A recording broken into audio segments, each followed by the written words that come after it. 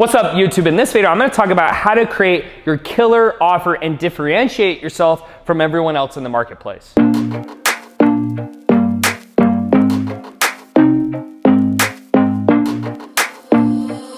Hey guys, Tanner Chittister here, teaching you how to build a massively profitable online business. Now, this video was highly requested, especially for my free group. If you're not there, go ahead and find the link down below in the description. Come to my free Facebook group where I'm doing all kinds of like videos and nuggets that you can use in your business. Now, on this topic, the number one thing that I found is in the, especially the marketing world, it's very small, especially the online type space. So online courses, online coaching, online whatever. And so everyone's pretty much heard or is very familiar with, that type of marketing world. So what I like to do is ultimately with any client I get, you're gonna get a lot of information, but I like to keep things simple, right? Because I want everyone to understand. So what I like to do is I like to come up with 3 main points that no matter who you talk to, they can always agree with, okay? So the first thing I'll do is a first point that I'll make, and this will go in my sales script and my trainings, all kinds of stuff, is I'll tell them to stop posting on social media. Okay?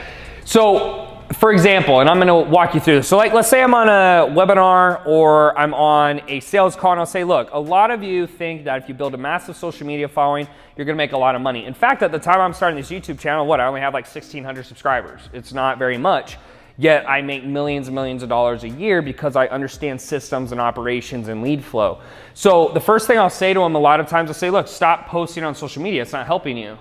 Like, you have a massive following, you got 6-pack abs, and all that stuff, but like, they're not making any money. So the first thing I say is stop posting on social media, right? And they'll all say, what? Yeah, I agree with that. Because the only people they can bring up that make a lot of money are like millions and millions of followers, or like, Bradley Martin, for example, one of the best physiques on earth. Christian Guzman has an awesome business, but like hit YouTube at a great time where it wasn't as competitive, right? Not taking anything away from him. It's just like, I just like to logically explain stuff. So they're like, yeah, that makes sense. I'm like, okay.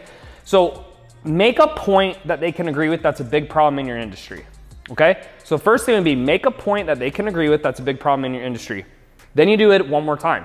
So then what I'll say is, ultimately what you need in a business to be successful is you need an automatic system, or however you'd like to say it. This is how I like to say it.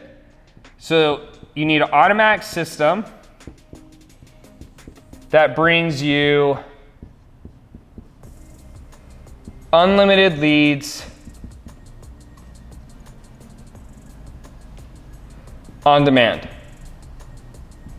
Okay? So the reason for that is that ultimately what I say to someone, and again, you can use this in your business, is I say, look, if you always have leads, you'll always have applications, you'll always make sales, and you'll always make money. If you run out of leads, right, then your business dies and you have to go work for someone else. So at the end of the day, I've made 2 points that I want them to agree with. That's gonna strengthen my sale because I'm gonna fix these problems, right? So you wanna make 2 points that they can agree with that you're gonna help fix, okay? Now, as the marketer becomes more experienced and more seasoned or makes more revenue, you're gonna have stronger points, right? Because ultimately, someone who has had coaches before or been on sales calls is gonna be much harder to convince than, say, a beginner, right? So make sure that your pillars or points match with the experience of the person you're talking to. This is a basic understanding of this. If I'm talking to someone who's making, let's say, 80K a month or 50K a month, I may approach them in a different sense because it has to make sense for their situation, right? Cool. So third thing is then what makes you different? Because ultimately, when you get on a sales call, especially for a business call, most every sales guy is gonna say the same things like, I'm gonna help you get more leads. I'm gonna help you get your ads working. I'm gonna help you with sales. Like, it's the same BS that is why most people distrust salespeople.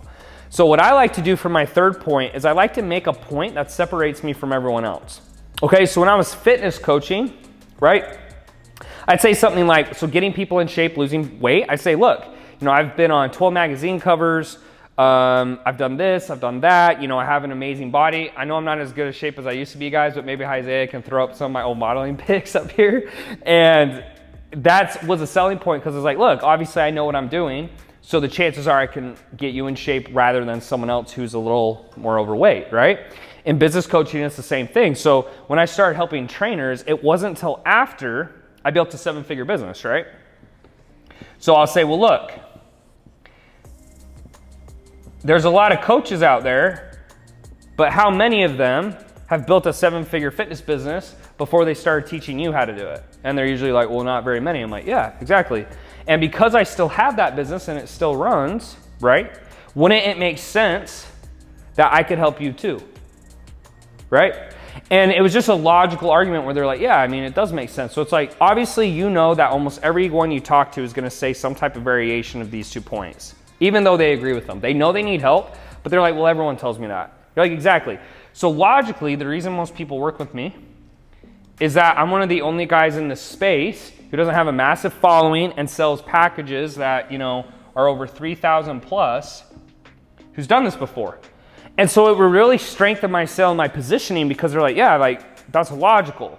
So even if they thought this was a lie or I was trying to scam them or a bad person, when they can't argue with things you're saying and you're kind of going through and beating all their objections, when you get to the end of the sales call or the webinar, whatever it is, it makes a lot more sense to them. And it makes it much more logical because in sales, they say people buy through emotions, but they have to justify it with logic. So if you're going through and you're like, look, you need this, you need this, you need this reason, and then they can't justify why they should pick you over someone else, they're not going to. So your third point has to be extremely powerful. Now, obviously, because I have more credibility, me dropping this carries a lot more weight. So let's say you're a beginner. What is it that you're gonna do for them that's different? If you don't have a bunch of credibility yet, or you don't make a lot of money yet, you have to give them some type of unique angle that's different. So for example, if everyone is saying, you know, hey, run an ad to a funnel, or if everyone is saying, you know, do sales calls over the phone, well, maybe you could be like, well, hey, look, I don't even need you to get on the phone. Now, it has to be true, but let's say you could. Be like, hey, I can help you make sales without even getting on the phone. Obviously, if that were true and you could do that with high ticket packages, $3,000 plus deals, everyone would hire you because it's pretty much impossible. It's pretty hard. I'm sure there's a way to do it, but not at scale, right? And so if you don't have some type of credibility, come up with an angle that you can do that's different because otherwise you're gonna become a commodity, right? And so I'm gonna kind of pause the video for a second so I can erase this. All right, guys, I'm back. So I'm gonna wrap this video up. But a commodity, for everyone who doesn't know it, right? So let me just write that at the top.